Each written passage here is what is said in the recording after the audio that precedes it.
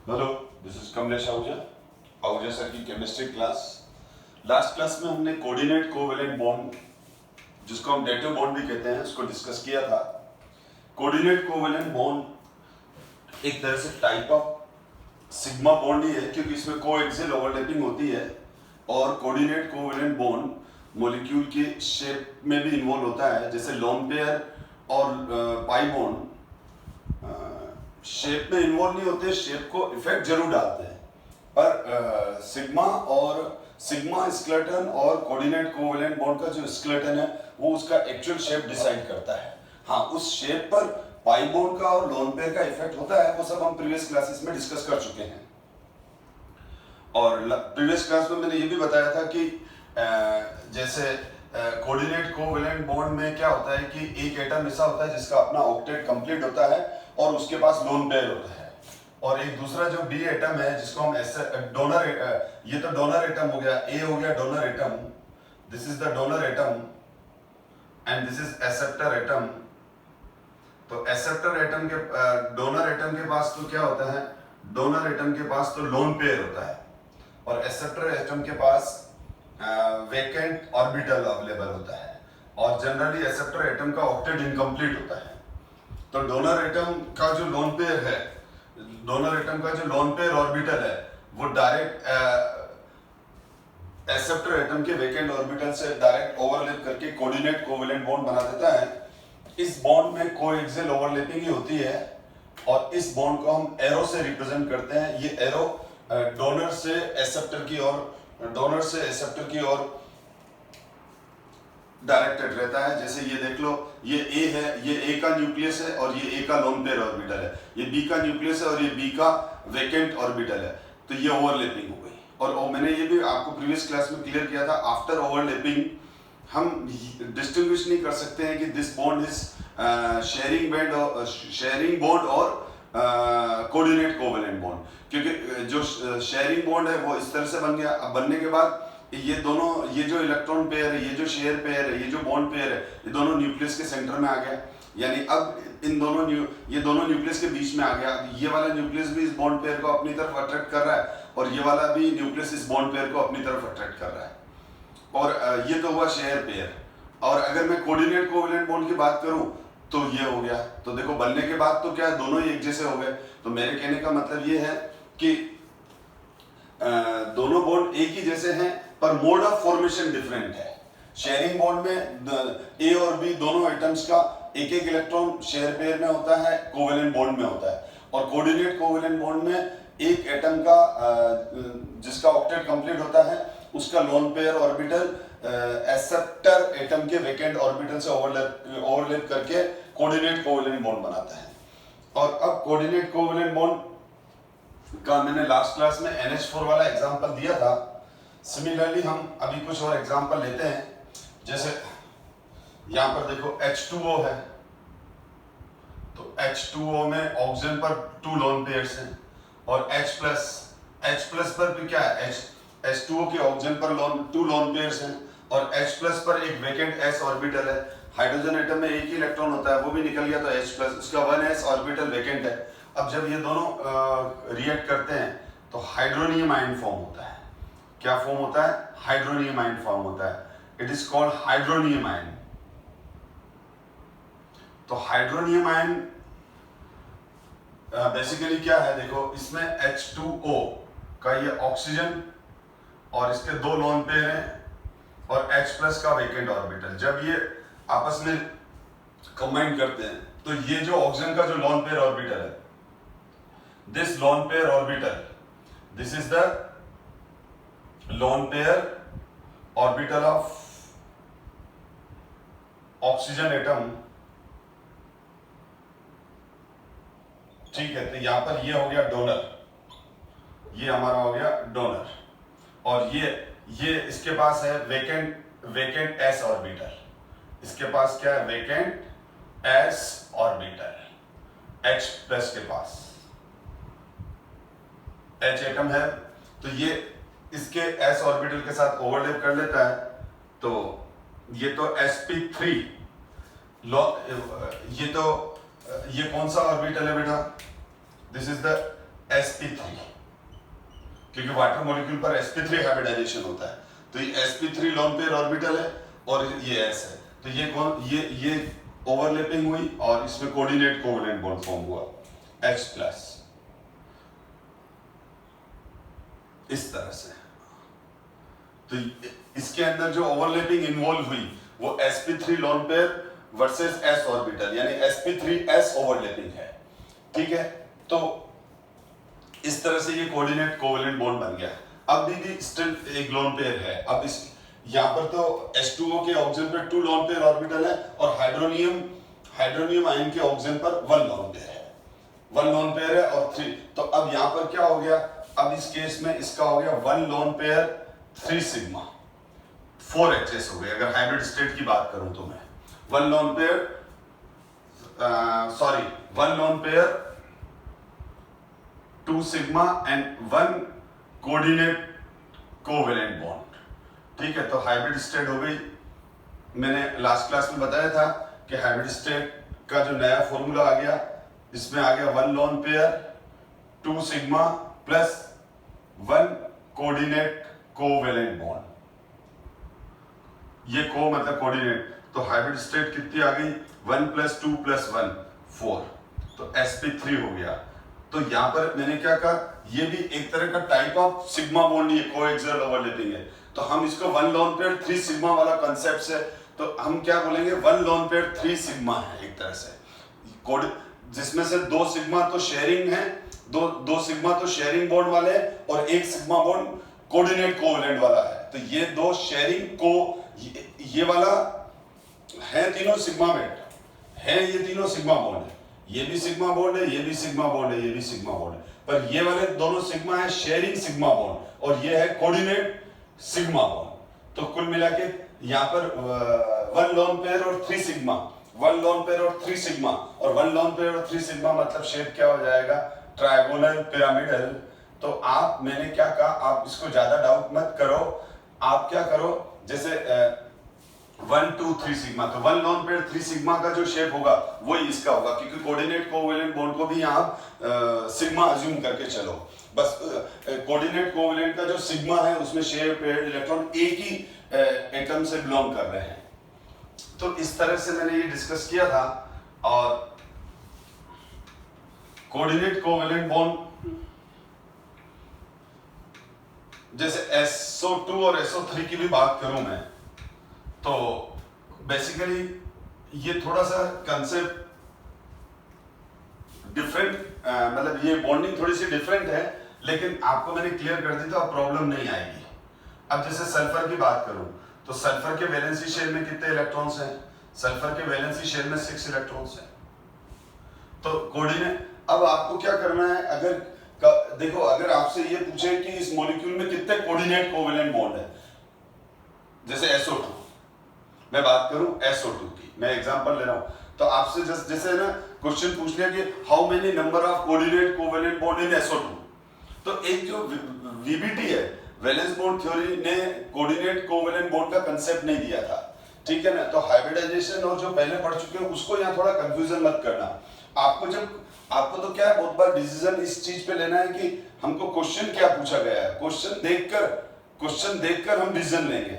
जैसे यहाँ पर अगर क्वेश्चन ये पूछा हुआ है कि how many coordinate covalent bond in SO2, यानी हमको कोऑर्डिनेट कोवेलेंट बॉन्डिंग के रूल को फॉलो करते हुए उस मॉलिक्यूल का स्ट्रक्चर बनाना है, ठीक है।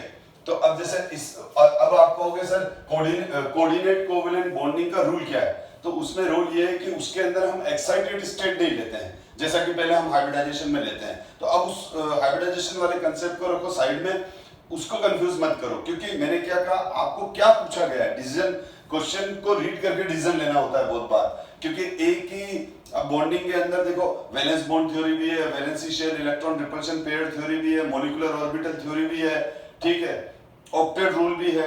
तो हमारे को तो सबसे पहले क्वेश्चन रीड करके हम क्या डिसाइड कर लेते हैं, क्वेश्चन रीड करके हम ये डिसाइड कर लेते हैं कि इसके ऊपर कौन सा रूल एप्लीकेबल होगा। जो रूल एप्लीकेबल होगा उसी रूल को फॉलो करके क्वेश्चन का आंसर निकालेंगे। उस केस में फिर हम दूसरी थ्योरी को उसमें इन्वॉल्व नहीं करेंगे, नहीं तो आप कंफ्यूज हो जाओगे। अब कोऑर्डिनेट कोवेलेंट बॉन्ड का सीधा कंसेप्ट है कि उसके अंदर आपको सीधा है, उसके अंदर आपको ग्राउंड स्टेट में ही बॉन्डिंग करनी है। तो इसमें क्या है देखो, टू ये हो गए 2 लोन पेयर एंड 2 सिग्मा, या सॉरी 2 लोन पेयर और 2 बॉन्ड पेयर्स। ये फुल्ली फील्ड ऑर्बिटल है, ये फुल्ली फील्ड ऑर्बिटल है। तो फुल्ली फील्ड ऑर्बिटल हमेशा लोन पेयर बनाएंगे और हाफ फील्ड ऑर्बिटल हमेशा बॉन्ड पेयर बनाएंगे, क्योंकि इनको शेयरिंग करनी है, इन दोनों को शेयरिंग नहीं करनी है इन दोनों। तो यहाँ पर 2 लोन पेयर होंगे और 2 बॉन्ड्स होंगे। तो अगर मैं तो सबसे पहले फर्स्ट प्रायोरिटी होती है कि ये दोनों बॉन्डिंग में इन्वॉल्व होंगे, उसके बाद ये फुल फील्ड ऑर्बिटल्स का नंबर आएगा। पहले किसका नंबर आएगा? अनपेयर्ड इलेक्ट्रॉन्स का। देखो जैसे SO2 है, तो SO2 में SO बना रहा हूं, पहले मैं SO बनाऊंगा। तो SO2 में क्या है, ये देखो, जो ये दोनों क्रॉस वाले इलेक्ट्रॉन है, ये दोनों क्रॉस वाले इलेक्ट्रॉन ये हैं। तो ये देखो आप, ये तो हो गया मेरा ये वाला लोन पेयर, ये हो गया मेरा ये वाला लोन पेयर,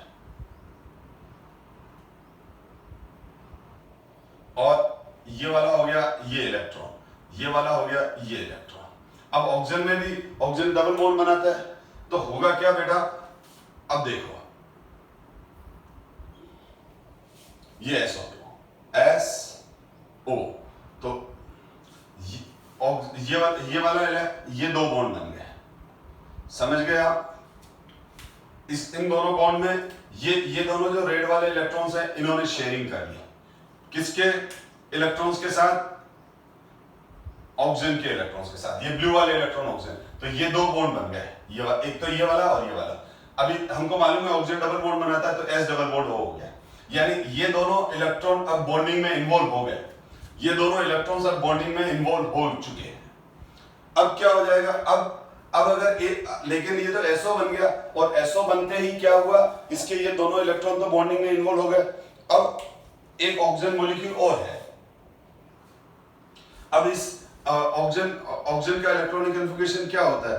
2-6, यानी ऑक्सीजन को अपना ऑक्सीजन एटम को अपना ऑक्टेट कंप्लीट करने के लिए कितने इलेक्ट्रॉन चाहिए? ऑक्सीजन को अपना ऑक्टेट कंप्लीट करने के लिए 2 इलेक्ट्रॉन्स चाहिए। तो सल्फर के पास कितने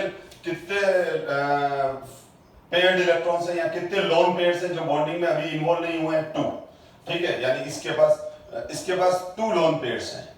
तो क्या हो जाएगा, सल्फर का एक लोन पेयर ऑक्सीजन के साथ कोऑर्डिनेट कोवेलेंट बॉन्ड बना लेगा, यानी ये वाला जो लोन पेयर था वो किसमें इन्वॉल्व हो गया? कोऑर्डिनेट कोवेलेंट बॉन्ड वाला, यानी इस सल्फर के लोन पेयर का ऑर्बिटल इस ऑक्सीजन के ऑर्बिटल के साथ ओवरलैप कर गया। तो अब क्या हो गया, सल्फर और ऑक्सीजन के बीच में एक कोऑर्डिनेट कोवेलेंट बॉन्ड बन गया। और तो अब ये वाली सिचुएशन हो गई 1 लोन, ये वाली सिचुएशन किससे रिसेंबल कर गई? 1 लोन पेयर 2 सिग्मा। मैंने क्या कहा, यहाँ 2 सिग्मा है। देखो जब डबल बॉन्ड बनता है, ये डबल बॉन्ड है, ठीक है, डबल बॉन्ड है तो एक पाई बॉन्ड होगा और एक सिग्मा होगा, और ये सिग्मा कोऑर्डिनेट कोवेलेंट बॉन्ड है तो सिग्मा ही है, लेकिन ये वाला तो शेयरिंग सिग्मा बॉन्ड है, और ये है शेयरिंग, सॉरी ये तो है शेयरिंग सिग्मा बॉन्ड, ये शेयरिंग पाई बॉन्ड, पर ये सिग्मा कोऑर्डिनेट कोवेलेंट बॉन्ड, क्योंकि इस बॉन्ड के अंदर सल्फर के दोनों इलेक्ट्रॉन्स सल्फर के ही हैं। ऑक्सीजन के साथ सल्फर का जो ये लोन पेयर इलेक्ट्रॉन है, सल्फर के दोनों इलेक्ट्रॉन्स हैं, सल्फर का जो पेयर है वो ऑक्सीजन के वैकेंट ऑर्बिटल्स के साथ ओवरलैप हो गए और इन दोनों के बीच में शेयरिंग में आ गया। तो 1 लोन पेयर 2 सिग्मा, तो हम हाइब्रिड स्टेट क्या बोलेंगे इस केस में? हाइब्रिड स्टेट हो जाएगी बेटा sp2, तो हाइब्रिड स्टेट हो जाएगी sp2 और 1 लोन पेयर 2 सिग्मा, यानी V शेप हो जाएगा। रीजन ये है कि valency shell electron repulsion pair theory के अकॉर्डिंग ये जो लोन पेयर ऑर्बिटल है, ये लोन पेयर ऑर्बिटल इसको तो यहां लिखेंगे according to valency shell electron pair repulsion theory, ठीक है। तो क्या हो जाएगा, लोन पेयर रिपल्शन आएगा, और लोन पेयर रिपल्शन आने से क्या हो जाएगा, ये इस तरह से शिफ्ट हो जाएगा, तो ये वी शेप हो जाएगा। तो ये ये हमारा स्ट्रक्चर हो गया SO2 का। तो SO2 में 1 कोऑर्डिनेट कोवेलेंट बॉन्ड है, लेकिन अभी भी सल्फर पर एक लोन पेयर अवेलेबल है, अभी भी सल्फर पर एक लोन पेयर अवेलेबल है। तो जब सल्फर पर एक लोन पेयर अवेलेबल है, तो इसका मतलब सल्फर अभी एक और कोऑर्डिनेट कोवेलेंट बॉन्ड बना सकता है। तो SO3 भी, इसीलिए SO3 भी बनता है। अब SO3 में क्या हो जाएगा, SO3 में एक ऑक्सीजन एटम और आएगा और ये वाला जो लोन पेयर ऑर्बिटल है वो ऑक्सीजन के ऑर्बिटल के साथ ओवरलैप कर जाएगा, यानी ये वापस शेयर पेयर ऐसा है जिसमें दोनों इलेक्ट्रॉन सल्फर के थे। तो अब इस केस में जीरो लोन पेयर यहाँ पर जो लोन पेयर था वही तो कोऑर्डिनेट कोवेलेंट बॉन्ड में गया। तो अब इस केस में क्या हो जाएगा, zero lone pair 3 sigma sp2, लेकिन जीरो लोन पेयर 3 सिग्मा हुआ तो लोन पेयर है ही नहीं, तो VSEPR थ्योरी का मतलब ही नहीं है। मतलब VSEPR थ्योरी में लोन पेयर का जो इफेक्ट है उसका कोई मतलब ही नहीं है, क्योंकि लोन पेयर है ही नहीं। तो लोन पेयर नहीं है तो ये क्या हो गया, zero lone pair 3 sigma sp2, तो ये हो गया हमारा ट्रायगोनल प्लेनर मॉलिक्यूल।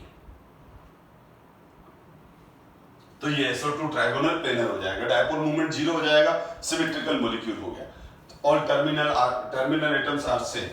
तो ये कोऑर्डिनेट कोवेलेंट बॉन्ड का कांसेप्ट आपको समझ में आ गया होगा, क्योंकि मैंने प्रीवियस क्लास में भी कोऑर्डिनेट कोवेलेंट बॉन्ड को डिस्कस किया था। अब तो ये हमेशा ध्यान रखो, सबसे पहले क्या बनेंगे, सबसे पहले शेयरिंग बॉन्ड बनेंगे। शेयरिंग बॉन्ड बनने के बाद सेंटर एटम पर जो लोन पेयर हैं वो कोऑर्डिनेट कोवेलेंट बॉन्ड में इन्वॉल्व होंगे। नाइट्रोजन का एग्जांपल ले लूं मैं, तो नाइट्रोजन एटम में क्या है, ये देखो, नाइट्रोजन एटम में का इलेक्ट्रॉनिक कन्फिग्रेशन है 1s2 2s2 2p3। तो नाइट्रोजन क्या करेगा, 3 तो शेयरिंग बॉन्ड बनाएगा, एक लोन पेयर है, तो एक को, इसका मतलब आपसे कोई पूछे कि नाइट्रोजन कितने कोऑर्डिनेट कोवेलेंट बॉन्ड बना सकता है, तो 1, ठीक है। कितने शेयरिंग बॉन्ड बना सकता है, तो 3। तो जितने अनपेयर्ड इलेक्ट्रॉन होंगे उतने तो शेयरिंग बॉन्ड बनाएगा, जितने उसके पास पेयर्ड इलेक्ट्रॉन होंगे उतने वो कोऑर्डिनेट कोवेलेंट बॉन्ड बनाएगा। लेकिन पहले, जब तक पहले ये तीनों बॉन्ड नहीं बनेंगे तब तक इसका नंबर नहीं आएगा, यानी कोऑर्डिनेट बॉन्ड सबसे लास्ट में बनने वाला बॉन्ड है। बहुत इंपॉर्टेंट पॉइंट बता रहा हूं, आप जिस स्टूडेंट ने केमिकल बॉन्डिंग की सारी क्लासेस प्रॉपर्ली मेरे साथ अटेंड की है, तो उन स्टूडेंट को क्लियर है कि पहले सिग्मा बॉन्ड बनता है, फिर मैंने इथीन इथाइन का एक्सप्लेन किया था, पहले अपने सिग्मा बॉन्ड बनता है, पहले कोएक्सियल ओवरलैपिंग होती है, कोएक्सियल ओवरलैपिंग होने के बाद इस तरह से एग्जांपल दिया था, ये कोएक्सियल ओवरलैपिंग हुई, फिर ये कोलेटरल ओवरलैपिंग हुई, ये वाली कोलेटरल ओवरलैपिंग है। तो हमेशा किसी भी मॉलिक्यूल के अंदर बनते समय आपसे कोई पूछे कि सबसे फर्स्ट बॉन्ड कौन सा बनता है दो एटम्स के बीच में, सिग्मा, या कोई भी एटम पहला बॉन्ड कौन सा बनाता है, सिग्मा, फिर दूसरा कौन सा बनाता है, पाई, और पाई बनने के बाद फिर तीसरा बॉन्ड कोऑर्डिनेट कोवेलेंट बॉन्ड। तो यहां पर भी देखो, जैसे मैं HNO2 की बात करूं, HNO2, तो HNO2 का स्ट्रक्चर ये होता है बेटा, H N double bond O। तो आप देख लो नाइट्रोजन के तीनों इलेक्ट्रॉन्स 1 2 3 1 2 3 1 2 3 इस तरह से बॉन्डिंग में आ गए, लेकिन अभी ये लोन पेयर ऑर्बिटल पड़ा है इसके पास, ये वाला जो लोन पेयर है वो अभी भी अवेलेबल है इसके पास, और ये तो हो गया बॉन्डिंग में इन्वॉल्व, ये भी बॉन्डिंग में इन्वॉल्व, और ये भी बॉन्डिंग में इन्वॉल्व, ठीक है। अब अगर मैं HNO3 की बात करूं, इसका मतलब एक तरह से HNO2 में जब एक ऑक्सीजन एटम कंबाइन कर रहा है, HNO2 में एक ऑक्सीजन एटम कंबाइन करेगा तो HNO3 बनाएगा, तो नाइट्रोजन पर तो तीनों इलेक्ट्रॉन इन्वॉल्व हो चुके हैं बॉन्डिंग में, तो होगा क्या, ये देखो, ये तो इसका HNO2 का स्ट्रक्चर है, this is the structure of HNO2। अब एक ऑक्सीजन और आया नाइट्रोजन के पास कि मुझे भी तेरे से बॉन्डिंग करनी है, मेरे वैलेंसी शेल में 6 इलेक्ट्रॉन्स है, नाइट्रोजन 8 कर दे तू मेरे ऑक्टेट में, मेरे आउटर मोस्ट ऑर्बिट में। तो नाइट्रोजन क्या करेगा, ये नाइट्रोजन का ये जो लोन पेयर है, ये लोन पेयर इसके साथ ओवरलैप करके इसका भी ऑक्टेट कंप्लीट कर देगा शेयरिंग करके, और लेकिन इस बॉन्ड में नाइट्रोजन का ही लोन पेयर इन्वॉल्व हुआ, इसीलिए नाइट्रोजन से ऑक्सीजन की तरफ एरो लग गया और ये कोऑर्डिनेट कोवेलेंट बॉन्ड बन गया।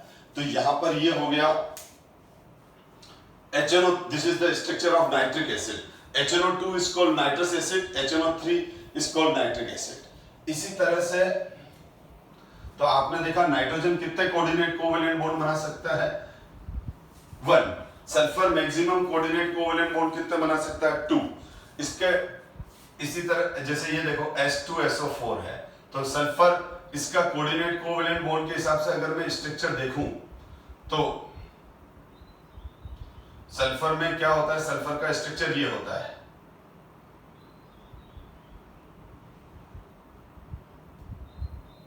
ये H2SO4 का स्ट्रक्चर, ये कोऑर्डिनेट कोवेलेंट बॉन्ड के हिसाब से चलने वाला स्ट्रक्चर है। और अब H3PO4, तो देखो फास्फोरस है, तो फास्फोरस में भी क्या होता है, नाइट्रोजन के जस्ट नीचे, तो फास्फोरस में का भी ये है 3s2 3p, ये है इसका 3s2 3p3, तो फास्फोरस भी 3 पहले बॉन्ड बनाएगा, फिर एक कोऑर्डिनेट कोवेलेंट बॉन्ड बनाएगा। तो जो फास्फोरस का स्ट्रक्चर है वो ऐसा है, देखो फास्फोरस 3OH। बेटा ये धीरे धीरे आगे प्रैक्टिस होती जाएगी तो तुम्हारे स्ट्रक्चर भी क्लियर होते जाएंगे। ये और ये एक कोऑर्डिनेट, मैं अभी स्ट्रक्चर भी समझ में आ रहा है, लेकिन साथ का साथ आपको ये भी क्लियर हो रहा है कि कोऑर्डिनेट बॉन्ड क्या है। और ये स्ट्रक्चर तो धीरे धीरे हमारे रूटीन में आते रहेंगे, हम बार बार बनाते रहेंगे, तो धीरे धीरे आपको माइंड में सेट हो जाएंगे। अब मेरा पर्पस आज का स्ट्रक्चर बनाना नहीं है, आपको ये देखो, जैसे देखो सल्फर 2 ही कोऑर्डिनेट कोवेलेंट बॉन्ड बनाएगा, क्योंकि सल्फर समझ में आ गया, क्योंकि उसके पास 2 पेयर्ड इलेक्ट्रॉन है। फास्फोरस 1 ही कोऑर्डिनेट कोवेलेंट बॉन्ड बनाएगा, बाकी ये तो सब शेयरिंग बॉन्ड्स हैं। अब इसी तरह से आप देखो, अगर मैं बात करूं हेलोजेंस की, जैसे एग्जांपल ले लिया क्लोरीन का, तो क्लोरीन का इलेक्ट्रॉनिक कन्फिगरेशन क्या है, क्लोरीन का इलेक्ट्रॉनिक कन्फिगरेशन है ये। तो अब आप थिंक करो, क्लोरीन कितने नॉर्मल सिग्मा बॉन्ड बनाएगा, शेयरिंग बॉन्ड बनाएगा। क्लोरीन पाई बॉन्ड बना ही नहीं सकता, क्योंकि क्लोरीन एक ही शेयरिंग बॉन्ड बनाएगा। और फर्स्ट शेयरिंग बॉन्ड कौन सा हो जाएगा, फर्स्ट शेयरिंग बॉन्ड हो जाएगा सिग्मा बॉन्ड। अब ये तीनों लोन पेयर हैं, तो ये तीनों फुली फिल्ड ऑर्बिटल्स हैं, तो ये तीनों कोऑर्डिनेट कोवेलेंट बॉन्ड बनाएंगे। तो क्लोरीन एक सिग्मा बॉन्ड बनाएगा और 3 कोऑर्डिनेट कोवेलेंट बॉन्ड बना सकता है। इसके एग्जांपल देखो, इसके एग्जांपल हैं हमारे पास HClO, HClO2, HClO3 और HClO4। ठीक है, HClO का स्ट्रक्चर ये होता है, this is the structure of HClO। तो HClO में क्या हुआ, क्लोरीन के पास 3 तो लोन पेयर हो गए और एक ये, ठीक है, ये 3 तो लोन पेयर हो गए और एक ये, वो क्लियर है, ये 1 2 3। अब HClO2, अब इसमें एक ऑक्सीजन और गया बेटा, एक ऑक्सीजन और गया, तो ये HClO2 में कन्वर्ट हुआ। तो क्लोरीन का क्या हो जाएगा, अब क्लोरीन के पास क्या आ जाएगा, कितने लोन पेयर हैं इस क्लोरीन के पास, 1 2 3 4, और ये ऑक्सीजन एटम आया, तो ये ऑक्सीजन एटम के साथ एक लोन पेयर क्या बना देगा, कोऑर्डिनेट कोवेलेंट बॉन्ड, यानी 2 loan pair 2 sigma chlorine pair हो गया। अब क्लोरीन अभी भी 2 कोऑर्डिनेट कोवेलेंट बॉन्ड और बना सकता है, ठीक है, तो एक ऑक्सीजन और गया इसके पास, तो ये वाला लोन पेयर इन्वॉल्व हो जाएगा। तो अब क्या हो जाएगा, अब एक लोन पेयर रह गया, एक लोन पेयर।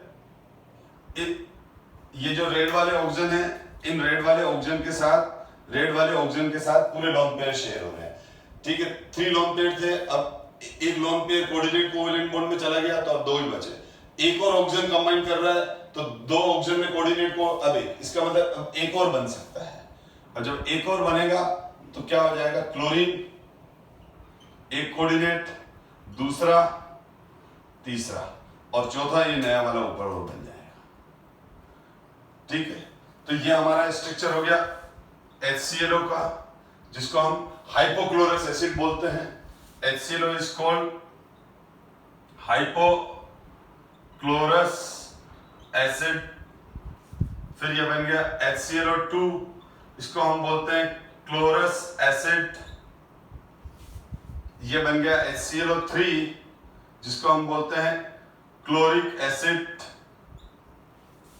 ये बन गया HClO4 जिसको हम बोलते हैं परक्लोरिक एसिड।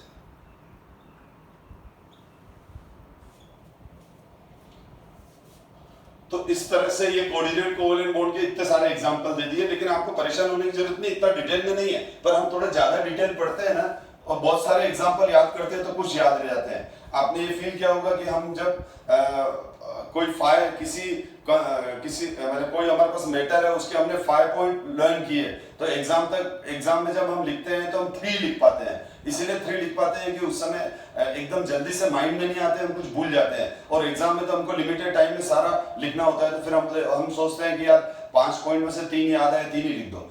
तो मैं ना हमेशा ज्यादा पॉइंट इसीलिए आपको लर्न करवाता हूं ताकि अगर आप 10 पॉइंट लर्न करेंगे तो 5-6 तो लिख ही पाएंगे, क्योंकि हर स्टूडेंट का अपना अपना ब्रेन लेवल भी होता है, लेकिन फिर भी क्या होता है कि ये एक कॉमन ह्यूमन नेचर है कि अपन जितना पढ़ते हैं उतना याद नहीं रहता है, कुछ पॉइंट्स अपने माइंड से उस समय स्किप हो जाते हैं या हम भूल जाते हैं।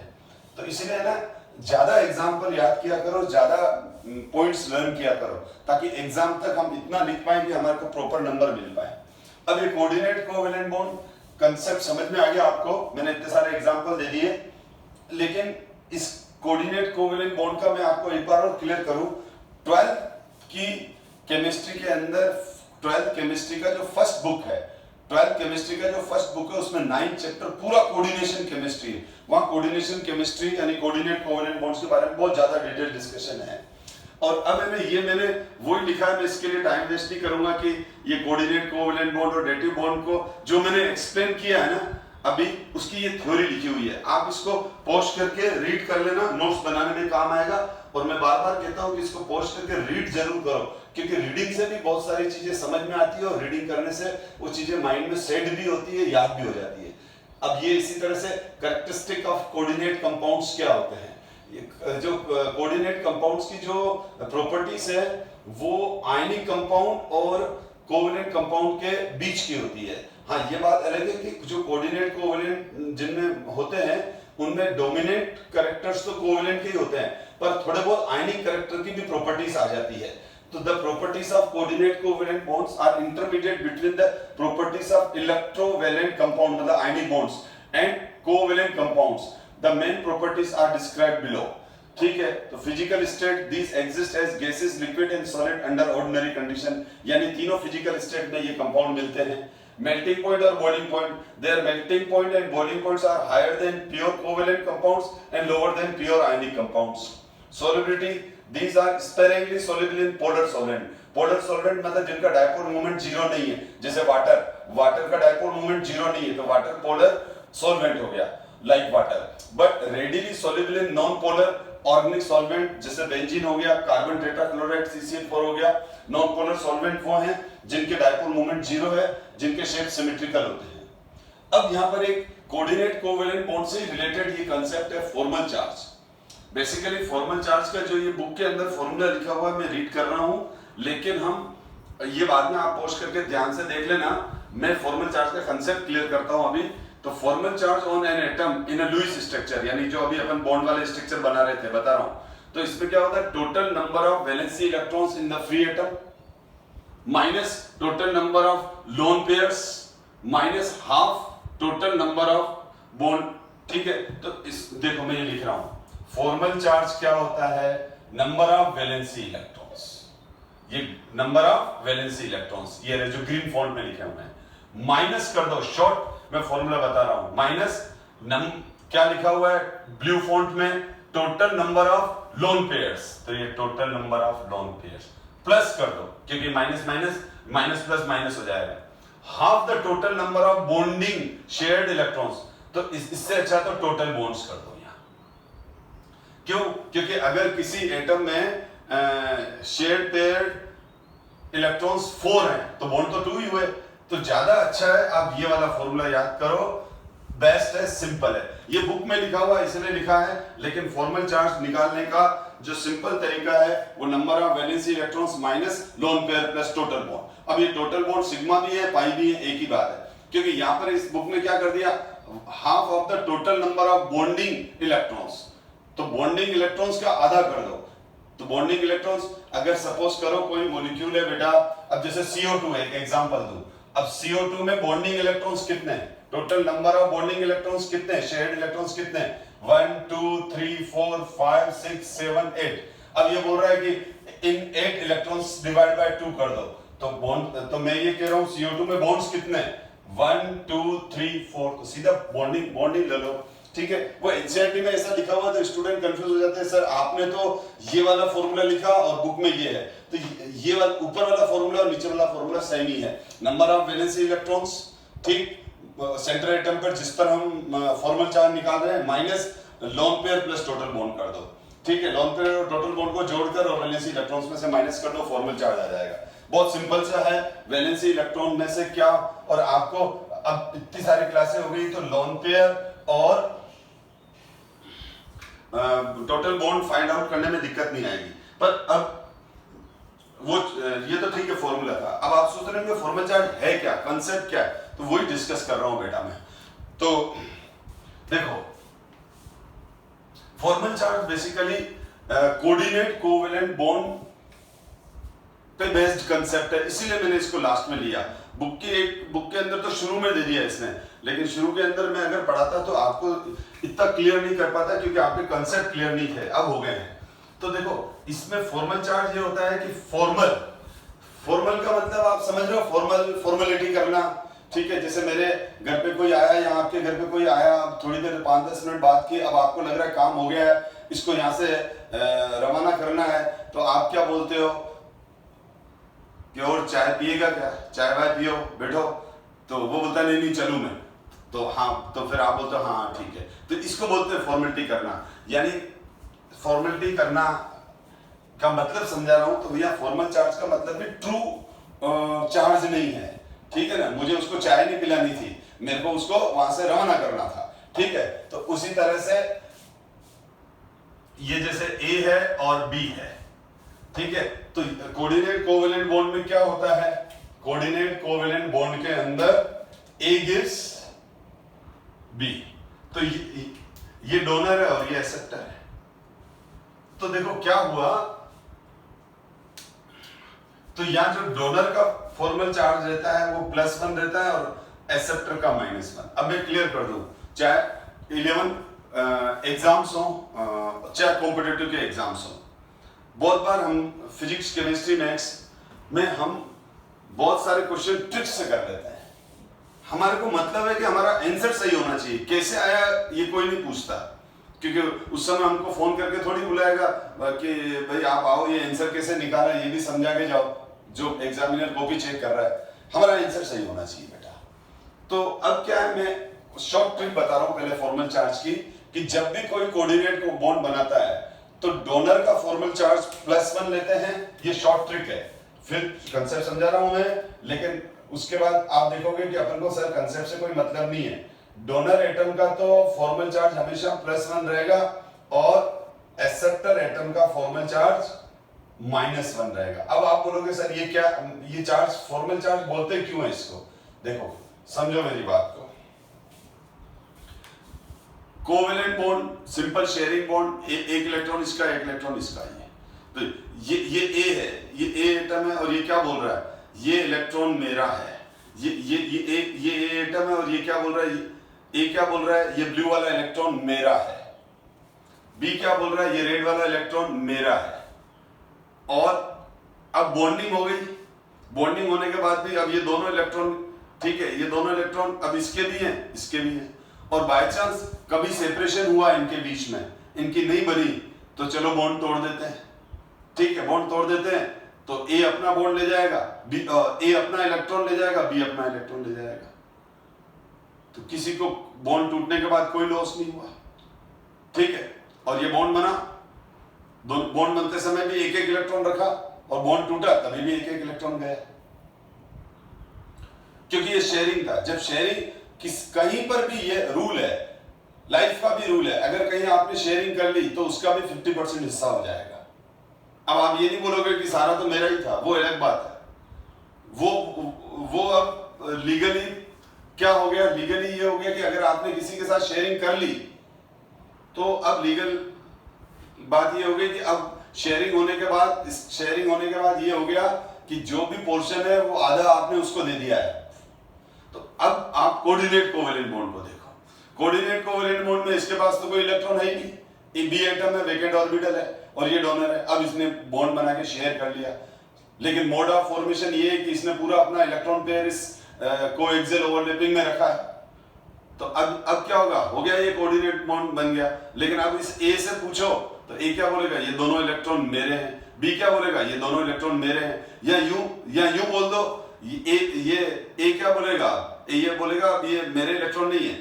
ए क्या बोलेगा, ये अब हमारे इलेक्ट्रॉन है। बी क्या बोलेगा, हमारे इलेक्ट्रॉन है। यानी एक मिनट, इस वक्त जब ये बॉन्ड नहीं बना है, देखो ये बॉन्ड नहीं बना है, ये ए ये रहा, बी ये रहा, तो बी बोल सकता है कि ये इलेक्ट्रॉन मेरे हैं? नहीं बोल सकता। ए क्या बोलेगा, ये दोनों इलेक्ट्रॉन मेरे हैं। ये अब लैंग्वेज में डिफरेंस देखना। अभी क्या बोल रहा है, ये ए क्या बोल रहा है, ये दोनों इलेक्ट्रॉन मेरे हैं। बी इन इलेक्ट्रॉन पे कोई क्लेम नहीं कर सकता है। लेकिन जैसे ही बॉन्ड बन गया तो अब बी क्या बोलेगा, ये दोनों इलेक्ट्रॉन हमारे हैं। ए क्या बोलेगा, ये दोनों इलेक्ट्रॉन हमारे हैं। यानी ए पर भी इसका बी इस इलेक्ट्रॉन पेयर पर अब बी का भी राइट हो गया। तो एक तरह से ए को लॉस हो गया, सूडो लॉस। शेयर पेयर में तो है, लेकिन सूडो लॉस। जहां पहले बोल रहा था मेरे हैं, अब बोल रहा है हमारे हैं। ठीक है, तो ये बात समझो। अब बाई चांस इनके बीच में कोई डिस्प्यूट हो गया, ठीक है, कोर्ट वोट चले गए, तो कोर्ट ये बोलेगी भाई आपने शेयरिंग किया था, अब आपके बीच में नहीं सेटिंग हो रही है, तो एक एक इलेक्ट्रॉन लेकर सेपरेट हो जाओ। तो अब ये दोनों सेपरेट हो गए। तो किसको लॉस हुआ, 1 इलेक्ट्रॉन का ए को। किसको गेन हो गया, 1 इलेक्ट्रॉन का बी को।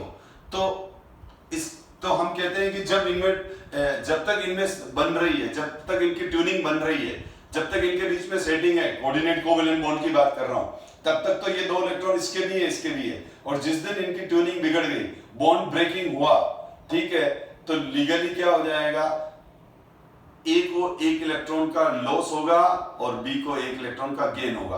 तो जब 1 इलेक्ट्रॉन का ए को लॉस होगा तो +1 आएगा, बी को 1 इलेक्ट्रॉन का गेन होगा तो -1 आएगा। ठीक है, तो इसीलिए हम बोलते हैं कोऑर्डिनेट कोवेलेंट बॉन्ड बनते ही डोनर पर फॉर्मल चार्ज +1 आ गया है। अब अगर उसके दिन खराब आएंगे, उस दिन उस पर +1 चार्ज आएगा। ठीक है, और बी को गेन हो चुका है 1 इलेक्ट्रॉन का। ठीक है, जिस दिन इनके बीच में डिस्प्यूट होगा, बी एक एक्स्ट्रा इलेक्ट्रॉन लेके रवाना हो जाएगा। तो इसीलिए हम इसको बोलते हैं फॉर्मल चार्ज। आता नहीं है चार्ज, पर हम ये सोचते हैं कि आगे ये चार्ज आएगा। ठीक है, तो आ सकता है जब ब्रेकिंग होगी, है ना। तो अब इस तरह से अब देखो, अब जैसे मैं SO2 की बात करूं और नेट SO2, अच्छा SO2 में क्या हुआ, SO2 का अभी स्ट्रक्चर बताया मैंने। अच्छा, एक मिनट और क्लियर कर दूं।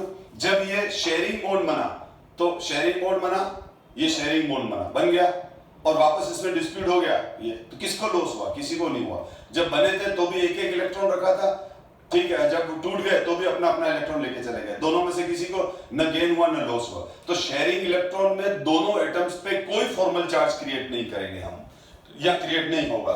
ठीक है, तो अब देखो इस बॉन्ड की वजह से फॉर्मल चार्ज सल्फर पर और ऑक्सीजन पर कोई नहीं, क्योंकि ये शेयरिंग बॉन्ड है। इस पर सल्फर और ऑक्सीजन पर कोई फॉर्मल चार्ज नहीं, क्योंकि शेयरिंग बॉन्ड है। लेकिन ये वाला जो रेड बॉन्ड है, इसमें सल्फर ने अपना पूरा लोन पेयर लगा दिया शेयरिंग में। तो हम क्या बोलेंगे, SO2 में सल्फर पर +1 और ऑक्सीजन पर -1। ठीक है, सल्फर पर -1, ठीक है ना। तो यहां पर देखो, इसी तरह से देखो SO3 देखें, तो SO3 में क्या हो जाएगा,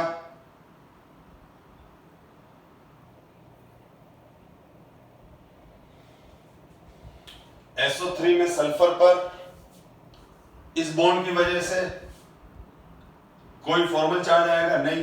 इस बॉन्ड में 2 इलेक्ट्रॉन है, एक इसका एक इसका, कोई फॉर्मल चार्ज नहीं। इस बॉन्ड में भी 2 इलेक्ट्रॉन है, ठीक है, तो इस बॉन्ड की वजह से भी कोई फॉर्मल चार्ज नहीं। अब यहां पर क्या हुआ, सल्फर ये कोऑर्डिनेट कोवेलेंट बॉन्ड, तो डोनर इसका +1, इस पर -1, इस पे वापस +1 -1, यानी इस पे टोटल फॉर्मल चार्ज कितना आया -1, इस पे टोटल फॉर्मल चार्ज कितना आया -1, सल्फर पे टोटल फॉर्मल चार्ज कितना आया +2, तो सल्फर पे हमारे पास फॉर्मल चार्ज कितना आया +2। ठीक है, अब सल्फर पे +2 आया, ठीक है, तो मैंने जो अभी जो बुक के अंदर फॉर्मूला लिखा हुआ है, ठीक है ना, उस बुक के फॉर्मूले के अकॉर्डिंग चलूं मैं तो भी फॉर्मल चार्ज निकल जाएगा, पर अब हम टाइम क्यों खराब करें। अच्छा बताओ, इस सल्फर पे फॉर्मल चार्ज कितना है +2, ये रहा, इस पर फॉर्मल चार्ज कितना आया है +2 आया है,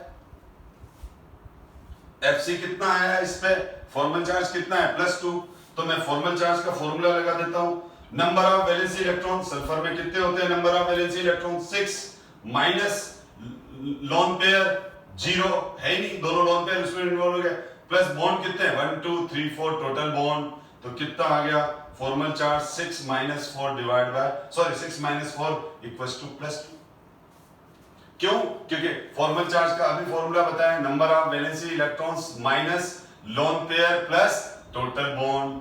ठीक है, तो वैलेंसी इलेक्ट्रॉन सल्फर में कितने थे, वैलेंसी इलेक्ट्रॉन सल्फर में 6 माइनस लोन पेयर कितने हैं 0, लोन पेयर कितने हैं 0 हैं, क्योंकि सल्फर के दोनों लोन पेयर तो कोऑर्डिनेट कोवेलेंट बॉन्ड में चले गए, और टोटल बॉन्ड कितने हैं 1 2 3 4, तो ये आ गया +2। अगर आपको फॉर्मूले से निकालना है तो इससे निकाल लो, ठीक है। लेकिन जब अगर हमको ऑब्जेक्टिव क्वेश्चन पूछा और जहां खाली डायरेक्ट आंसर देना है तो आप स्ट्रक्चर तो बनाओगे, स्ट्रक्चर बना के ये टाइम क्यों वेस्ट करें, सीधा सल्फर कितने कोऑर्डिनेट कोवेलेंट बॉन्ड बना रहा है 2, तो +2, ऑक्सीजन एक्सेप्टर है और ऑक्सीजन एक्सेप्टर है तो एक्सेप्टर का -1, तो इस तरह से हम फॉर्मल चार्ज निकाल लेंगे, किसी भी मॉलिक्यूल में निकाल लो, आपका आंसर गलत नहीं होगा।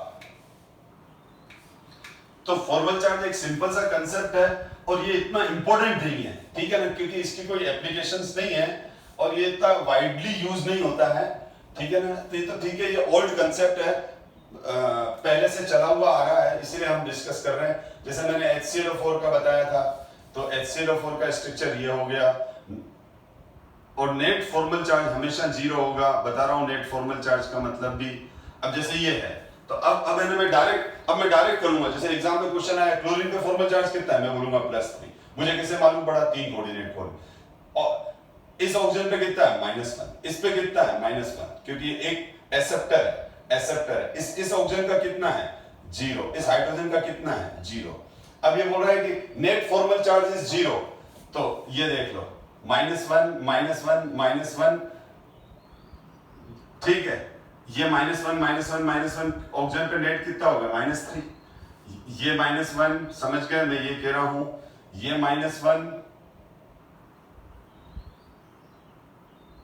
ये -1 ठीक है, तो +3 -1 0 0, तो कितना हो गया 0, नेट 0, नेट का मतलब समझ गए, ये +3 और ये -3 और 0 0, तो नेट चार्ज कितना हुआ 0 हुआ।